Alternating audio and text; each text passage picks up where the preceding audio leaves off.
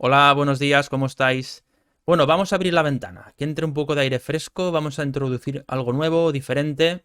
Vamos a hablar de la figura de Jiddu Krishnamurti, que supongo que muchos lo conocéis. Pero no vamos a hacer un monográfico de esta persona, sino que vamos a centrarnos en la era de Acuario. Vamos a fijarnos en su mensaje dentro del contexto de la era de Acuario. Bajo mi punto de vista, Jiddu Krishnamurti es una de las figuras más importantes, más destacadas de esta nueva era que empezamos, la era de Acuario. Intentaremos unificar lo que Krishnamurti nos legó, nos transmitió, que sigue muy vigente, creo que ahora más que nunca, unificarlo con los astros, con estas configuraciones tan potentes que estamos viviendo desde el año pasado y que, como todos estamos de acuerdo en ello, suponen la entrada en la era de Acuario de forma definitiva, ¿vale? Vamos a ver, en primer lugar, un poco su carta natal.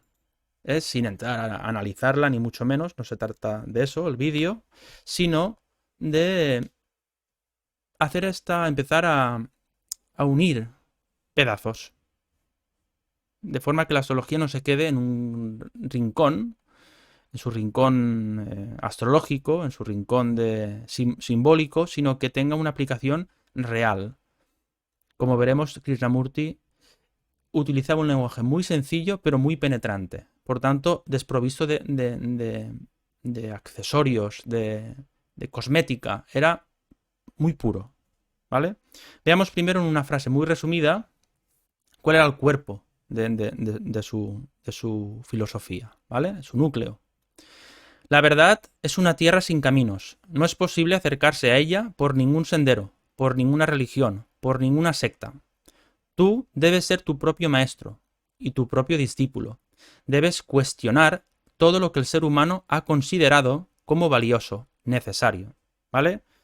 Nadie te puede decir qué es la vida. No hay un manual. Las religiones. No hay un mundo... no hay un paraíso al que uno tiende o debe buscar. Todo está aquí y ahora, ¿no? No te creas lo que te cuentan, lo que te cuenten. Averigua qué es la vida desde cero, desde lo más sencillo. Observa y no pienses. O observa cómo piensas para así descubrir qué es el pensamiento, ¿vale? Para mí lo más valioso de lo que nos transmitió y nos sigue transmitiendo Krishnamurti es la definición, cómo ver claramente la naturaleza del ser humano, a nivel psicológico, a nivel profundo. ¿Qué es el pensamiento? Porque el pensamiento, como veremos luego, lo enmaraña todo. Y empieza a definir las cosas, a conceptualizarlas, y eso se convierte en una maraña totalmente inservible. ¿Mm? Veamos un poco su carta. Ya vemos enseguida el ascendente en Acuario. Esta persona comía aparte, es decir, no se creía nada. Era un revolucionario. Es, em, el regente, que es Urano en la casa 9, descubre la verdad, la casa 9, el sentido de las cosas, de la vida, por ti mismo. Urano regiendo el ascendente, que es la casa que nos habla un poco más claramente del individuo.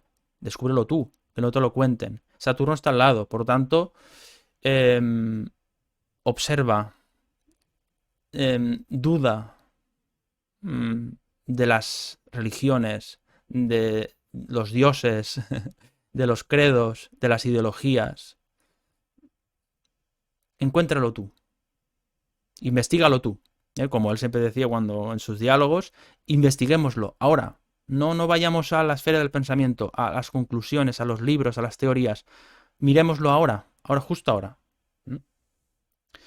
Lo más interesante, pienso yo, está en su casa cuarta, en Géminis, Neptuno, Plutón en conjunción. Nació a finales del siglo XIX, perdón, 1895, como vemos en la pantalla. Ambos planetas estaban unidos. Si vamos a las profundidades del pensamiento, más allá de la palabra, si descendemos a los infiernos del pensamiento, ahí encontraremos lo sagrado, la unidad, la totalidad, Neptuno, ¿vale? Debemos liberarnos de la palabra, del peso, del conocimiento acumulado, de toda esta memoria de datos, de información que hemos acumulado durante miles de años, ¿vale? Eso sería muy resumidamente su carta. Bueno, vemos el Sol, que está en la casa 3, en Tauro. Esta persona pues se dedicó toda su vida a viajar por el mundo, a dar conferencias, con esa potencia y esa intensidad que en su casa cuarta ya se ve, ¿vale? Además, Neptuno-Plutón, como veis, están inaspectados. Es decir, que esto era muy salvaje, por decirlo así, ¿no? Era muy puro. Era una persona muy peculiar.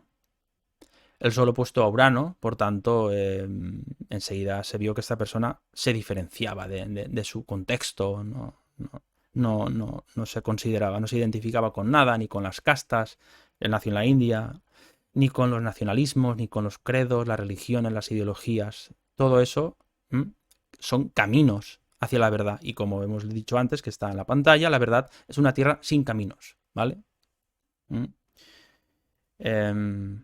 Bueno, si lo investigáis, él empezó en una sociedad muy importante, la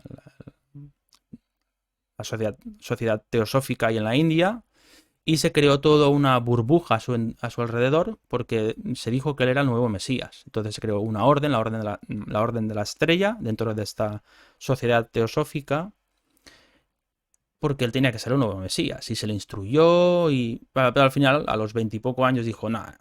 Y dijo en un discurso que es famoso, una parte del discurso es esta frase que os he puesto, que no hay nadie, más que nadie. Aquí no hay autoridad que valga, no hay un camino, un manual, y la vida es un misterio que se descubre a cada instante, ¿de acuerdo?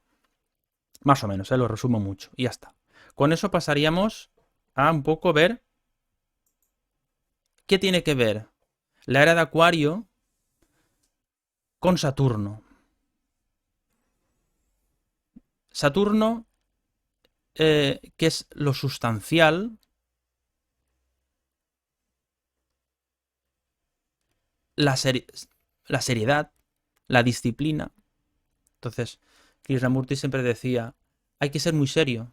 Claro, pero cuando escuchamos serio, uno piensa en que hay que ir a trabajar, hay que hacerse cargo de sus hijos, de sus pertenencias, de su posición en la sociedad, etc.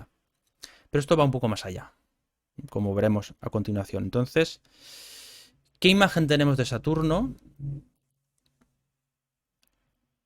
Del símbolo, ¿cómo lo interpretamos? Y si lo extrapolamos, ¿cómo interpretamos todas las cosas? ¿Vale? Es un poco, ya os digo, ampliar la mente, ampliar el rango de visualización de la mente para saber en qué punto nos encontramos. Yo os he puesto las tres cartas fundamentales de las tres grandes configuraciones en las que Saturno, además, ha estado participando en las tres. Es decir, la triple conjunción Júpiter-Saturno-Plutón del año pasado, la conjunción Júpiter-Saturno en Acuario del año pasado también, y una de las cuadraturas Saturno en Acuario con Urano en Tauro de este año. Ya sabéis que la cuadratura Saturno-Urano estará activa sobre todo este año y también de forma ya más distendida o más abierta el año que viene. En las tres participa Saturno. Es como que lo que se entiende por Saturno está pasando por una revolución. Y si Saturno pasa por una revolución, significa que toda nuestra manera de mirar la realidad, que Saturno nos habla de esto, ¿qué es la realidad? ¿Qué es la sustancia? Todo eso está cambiando. Entonces la mirada que hacemos de todas las cosas, incluida la astrología, porque no se puede excluir, pues todo está en la misma centrifugadora, en el mismo proceso de profunda transformación. Por tanto, he puesto ahí el dibujo de Saturno con unos interrogantes. No significa que Saturno vaya a desaparecer, que se acabe ese símbolo y venga otro, sino que como que se amplía o se ve con más definición qué es la estructura, qué es la seriedad, qué es la responsabilidad, ¿Qué es la forma? ¿Qué es el tiempo? Fundamental. El concepto de tiempo deja de ser lo que era, ¿vale? Muy bien, siguiendo con el hilo de este Saturno en el aire, en las puertas ya traspasadas, podríamos decir, de la era de Acuario, vamos a ver qué tiene que ver con los límites, dónde están los límites, toda esa noción que tenemos de Saturno, si realmente sigue vigente, si tenemos que mirar más allá de sus propios límites. Es decir, es abrir un poco la mente, ¿vale? El pensamiento es, como os decía antes, esa cosa que Krishnamurti nos permitió mirar con mucha definición, con mucha nitidez, ¿vale? Yo aquí lo he equiparado, he hecho la analogía entre el pensamiento y la geometría de un fractal, ¿vale? Que es algo infinito y limitado. Ahora veremos realmente qué quiero decir con eso. Si sabéis lo que es un fractal, aquí os he puesto un par de dibujos. Es una figura, es un patrón muy sencillo que se repite al mismo a diferentes escalas de tamaño. Por ejemplo, arriba tenéis ese palito, esa raíz que es un palito que se va bifurcando y después los dos palitos que resultan se vuelven a bifurcar así hasta el infinito, de forma que aparece como un árbol o una raíz, ¿vale? Abajo tenéis un ejemplo diferente, pero si veis la taza aparece en la etiqueta. La misma foto aparece en la etiqueta. Si vamos a la etiqueta, de la etiqueta aparece otra vez la foto, así hasta el infinito, ¿vale? Si cogiésemos un microscopio, no dejaríamos de descubrir tazas y tazas y tazas y tazas. Y igual al revés, ¿vale? Esa foto que veis estaría dentro de una etiqueta grande, etcétera, ¿vale? Tanto por arriba, hacia lo grande como hacia lo pequeño, el patrón se repite, ¿vale? Vamos a leer lo que he escrito aquí para entenderlo mejor. Y lo analizamos. El conocimiento o memoria se replica a sí mismo, creando multitud de formas, aparentemente nuevas. Dicho despliegue es el movimiento del pensamiento. Si nos fijamos más allá de las formas hipnóticas, esto es importante, el pensamiento no crea nada nuevo, es intrínsecamente limitado, repetitivo. De ahí que sea limitado. Es limitado porque siempre hace lo mismo, pero sin fin. Por tanto, sin fin infinito y repitiendo siempre lo mismo, limitado. Es muy simple y a la vez complejo. Las dos cosas. Pero aquí ya se ve con más claridad. Por eso me parece el fractal como algo que nos evoca claramente qué es el pensamiento. El pensamiento tiene su raíz en el ahora. Si miramos por ejemplo, metafóricamente este árbol verde que he puesto en la diapositiva, esta raíz, el palito original está como anclado en el ahora mismo, en el presente, en el instante presente, ¿vale?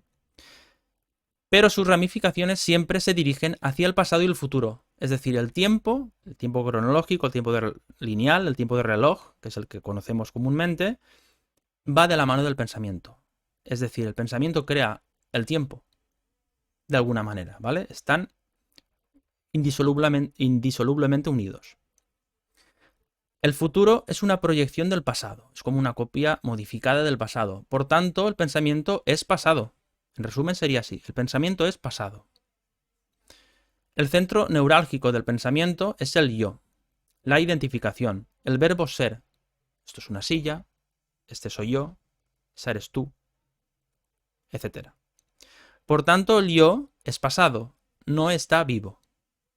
Eso es un poco, puede impactar, pero es el cuerpo fundamental o central de lo que Krishnamurti nos enseñó, nos mostró, y que ahora empieza a, bajo mi punto de vista, a comprenderse mucho mejor que cuando él nos hablaba, que fue en los 70, 80, 60, etcétera, ¿vale?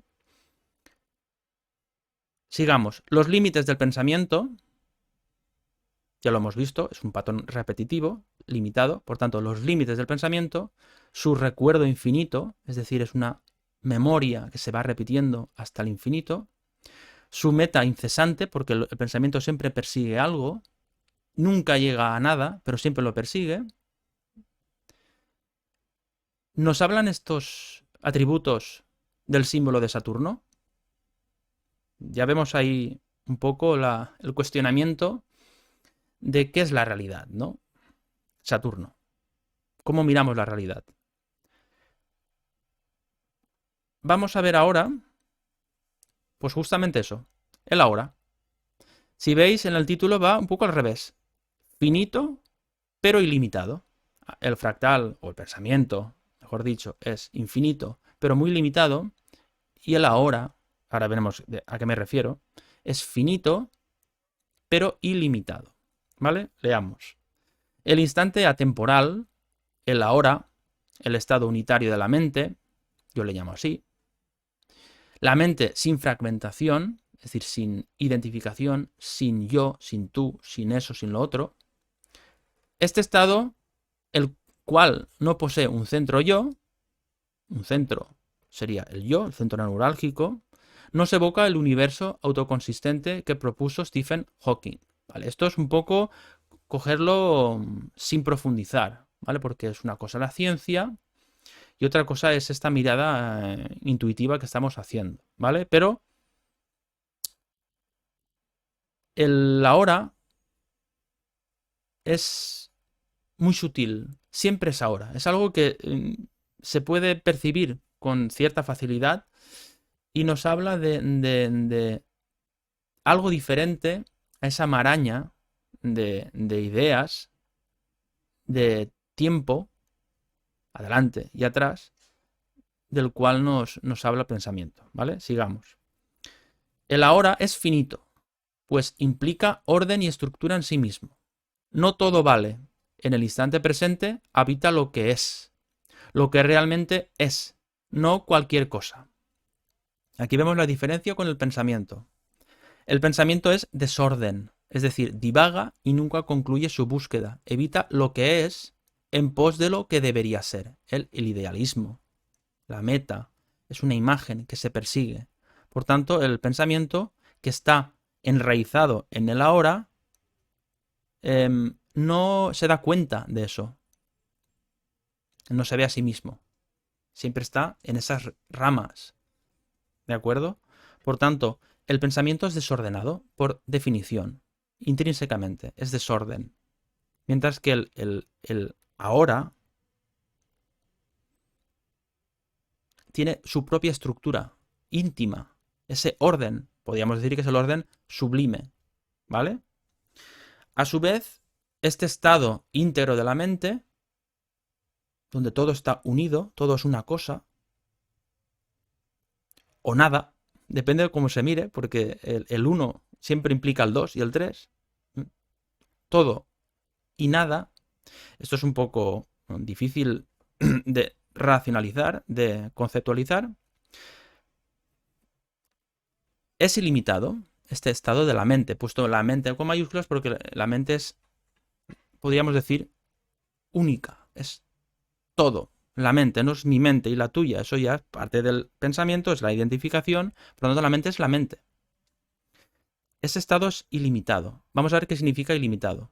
El ahora es eterno, siempre es ahora, eso es verdad, ¿no? Es un hecho, siempre es ahora, siempre estamos en el ahora. El pasado y el futuro nunca se viven. Cuando dices, sí, pero mañana miércoles, cuando llega el miércoles es ahora, no es miércoles, es ahora, ¿vale? Y el lunes ya queda atrás, es ayer, ¿vale? Eso es obvio. De hecho, el tiempo, tal y como lo conocemos comúnmente, el tiempo cronológico, lineal, está contenido en el ahora. Dicho de otro modo, el universo, ese huevo, o esa esfera, que sería la hora, nunca fue creado y nunca dejará de existir. Siempre fue y siempre será. ¿Vale? Esa noción que intuitivamente podemos captar, se puede captar, es muy importante. Si nos fijamos que eso no tenga un comienzo y un fin, implica que siempre se está generando. No se generó nunca porque es generación continua, ¿vale? Creación. Mientras que la realidad holográfica, como lo he llamado, del pensamiento es inerte, está hueca, está fofa, el ahora está vivo, es sustancia, supone creación continua, es génesis en sí mismo. Eso es, filosóficamente hablando, es un hecho. Lo es en todos los sentidos. Eso es la idea, ¿no? Unificar las cosas. Que no se quede esto en una mera abstracción, sino que es lo que vivimos. Sería un poco la pregunta. Entonces, para concluir, el orden y la estructura de la hora, su sustancialidad, nos hablan del símbolo de Saturno. Si nos fijamos, esas palabritas nos recuerdan a lo que entendemos por Saturno. El orden, la estructura, la sustancia, nos hablan del símbolo de Saturno, ¿vale? Entonces, para hacer una comparativa, por decirlo de alguna manera, os he preparado esta tabla. Ya veis, Saturno 2.0, Saturno 3.0. Es un poco la coña que me gusta siempre aplicar a las cosas, pero no es, en el fondo no lo es. ¿Qué visión teníamos hasta ahora de Saturno y cuál es la visión que va a empezar a implementarse, a abrirse? Ya vemos, los dibujos nos hablan, ¿no? El reloj de arena, Cronos, la medida, los límites del tiempo y del espacio, y a la derecha tenemos el cuadro de Dalí famoso con los relojes hechos, nada, algo líquido, el tiempo líquido, el tiempo que ya no es lo que era, ¿vale? Entonces, si vemos vamos a hacer la comparativa punto por punto, arriba del todo, el tiempo, el pasado, la tradición. La experiencia es un grado. Eso es una frase que quién no la ha escuchado y quién no se la ha creído. Esto es un dogma de fe, era algo impepinable, ¿no? Pues bueno, la era de Acuario supone una revolución. Entonces, la sustancia de la hora, la sustancia, Saturno, sustancia, el ahora, como hemos dicho antes. La carga innecesaria del pasado, de la experiencia, que es conocimiento, acumulado durante milenios. Es decir, de la experiencia es un grado, es decir, vive para tener experiencias y así aprender y que no te sorprenda la vida, a borra todos esos datos porque eso es impide que la mente esté libre para saber qué es la realidad, para verla. Es muy claro, es como tener un ordenador lleno de discos, lleno de discos, no, de disco duro lleno de memoria, sin espacio libre. ¿Vale? Ese ordenador no sirve para nada, simplemente puedes reproducir cosas. ¿Vale? La estructura de la personalidad, el yo, eso sería algo que nos evoca, o nos ha evocado hasta ahora, o que tenemos asociado con Saturno, el aprendizaje de lo que debería ser el patriarcado, la autoridad, ¿vale? Llegar a mi posición en la sociedad, llegar a ser eficaz, tener un yo solvente, liviano, que tolere a los demás. Sería un poco lo que entendemos por sociedad, ¿no? Si habéis escuchado Krishnamurti, es decir, esa estructura psicológica de la sociedad nos constriñe, nos aísla, nos limita, ¿vale? Porque parte de, como hemos dicho al comienzo, de esa fragmentación esencial entre yo y tú. Por tanto, si hay diferencia, si hay fragmentación, ya no se puede percibir la unidad. Y si no se percibe la unidad, los fragmentos colisionan, son opuestos y chocan, hay discrepancias, hay conflicto, ¿vale? Por tanto, la sociedad que aparentemente es tan coherente y tiene tanto sentido, tú construye tu personaje, tu yo, sea alguien solvente, alguien responsable, que tenga en consideración a los demás. Pongamos los interrogantes, cuestionemos eso, ¿vale? Vamos a la derecha. El orden intrínseco de la mente, el aprendizaje de lo que es. en contraposición a lo que debería ser. La observación. Si la mente no está limpia de referencias, ¿cómo va a observar? Siempre lo va a filtrar a través del pensamiento, ¿vale?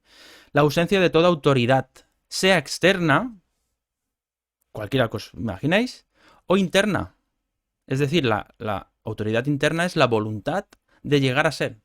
Es ese pad interno severo que nos dice esto es lo que debe ser, esto es lo que debe ser tú. Es decir, eso es otra cosa que Krishnamurti nos decía con una claridad y que nos dejaba un poco estupefactos cuando decía que la voluntad es algo que no es lo que se piensa la gente que es, que está muy valorada la voluntad, pero es un poco un truco del pensamiento. Esfuérzate para llegar a ser. Si te esfuerzas, persigues. Y si persigues, hay separación, hay fragmentación. Y si hay fragmentación, hay conflicto, ¿vale? Porque se persigue una imagen mental. El pensamiento se dedica a eso, a generarse imágenes, ideales, como lo queráis llamar, e ir en pos de ellas. Sigamos. La seguridad, otro concepto, atributo muy propio de Saturno. La seguridad en lo conocido, en el yo, en las imágenes. ¿Vale? No sé si veis todas las analogías que vamos sacando a la luz. Por tanto, depositada en el pasado y proyectada en el futuro. No sé si veis dónde está el presente. Vamos a buscarlo. Vamos a la derecha. La seguridad total del vacío conceptual, de la ausencia de toda comparación. Comparación, evidentemente, el pensamiento se basa, si lo miráis desde ese ángulo, en comparar. El vacío conceptual es no sé nada de lo que ahora pasa. Todo lo que sé es del pasado, por tanto no sé nada del presente. Cuando miramos un objeto, una persona, una circunstancia, lo que sea, y el pensamiento le pone una palabra, es como que delante de la realidad se pone una pátina, una película de pasado. Por tanto, nos obstaculiza ver la realidad. Pero, y esto es lo importante, inherentemente a ese proceso se gesta el yo. Por tanto, el yo es inherente a esa película, a esa capa, a esa cortina. Esto es importante. Solo existe algo permanente. Esto es un poco lo que decía Heráclito, ¿vale? ¿Qué es el cambio? La creación continua, el ahora. Una dinámica continua entre vida y muerte, renovación. La flor brota, llega a su esplendor, se marchita, viene otra y sigue lo mismo. Y otra, y otra. Es de las cosas funcionan así. Otra cosa es cómo el pensamiento las idealice y las congela en el tiempo. ¿Vale? Y por último, hablemos un poco del miedo, también muy asociado a Saturno. La estigmatización del miedo. Es decir, no hay que tener miedo. Busquemos su causa y una solución. Y punto. ¿Vale?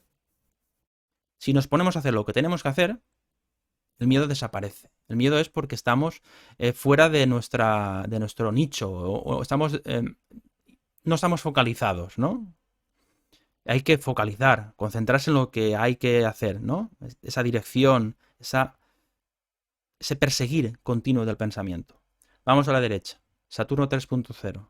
La comprensión de la naturaleza del miedo. La comprensión de la naturaleza del miedo en sí mismo. ¿Qué es el miedo? Es la raíz del pensamiento. Al comprender esa naturaleza, ¿qué es el miedo? Más allá de qué cosa nos da miedo, eso es lo que hacemos. Cuando tenemos miedo, miramos a la que le tenemos miedo. E intentamos hacer algo para que esa cosa no nos moleste. Pero ¿qué es el miedo? El miedo, más allá de la identificación con una cosa, ¿qué nos quiere decir? El miedo siempre está. Y está en el ahora, porque es la raíz. Si miramos el árbol este verde de antes, estaría ahí debajo, en el palito, donde emerge todo el árbol. Eso es el miedo. Al irnos por las ramas, el miedo nunca se transita. Siempre se conceptualiza. Es decir, se le asocia una cosa. Me da miedo la muerte, me da miedo mi pareja, me da miedo el trabajo, me da miedo el futuro, me da miedo el pasado, etcétera, da igual lo que sea. ¿Vale? Entonces, la comprensión de la naturaleza del miedo nos abre las puertas a lo inconmensurable. a lo sagrado, a la totalidad, a la unidad. Esto está más allá de las palabras, ¿vale? Ese sería un poco el resumen, ¿vale? De lo que, de lo que podríamos decir de esta revolución psicológica, de esta transformación del ser humano, revolución cognitiva, como lo queráis llamar, que es la era de Acuario, ¿vale? Donde Saturno, ya veis, pues que tiene mucho que decir, ¿m? Porque es lo que nos da, es el principio de realidad, estamos aquí, que es la vida, ¿no? La tocamos con las manos, ¿de acuerdo? Pues ya está, no quiero alargarlo más, creo que ya es suficiente. Y bueno, esa mirada diferente de la vida. Esto afecta a todos los niveles, a la astrología, por supuesto, a todo. Cómo miramos la astrología, cómo la interpretamos, somos conscientes de que al leer una carta estamos interpretando, qué podemos hacer, cómo podemos redirigir, por ejemplo, la astrología o cualquier cosa hacia la hora y no irnos al pasado, al presente, al futuro, perdón, algo que sea más tangible, acercarnos a la hora y desmantelar o evitar o no hacer caso o no subirse a lomos del pensamiento, sino centrarse en lo que ocurre. Y ahí está el miedo y están esas cosas un poco difíciles de sostener, pero que al final deben sostenerse porque es lo que realmente hay. Y al pensarlo, al conceptualizarlo, es cuando empieza todo el problema, podríamos decir. Pues bueno, eso es lo que os quería contar. Venga, un saludo, hasta luego.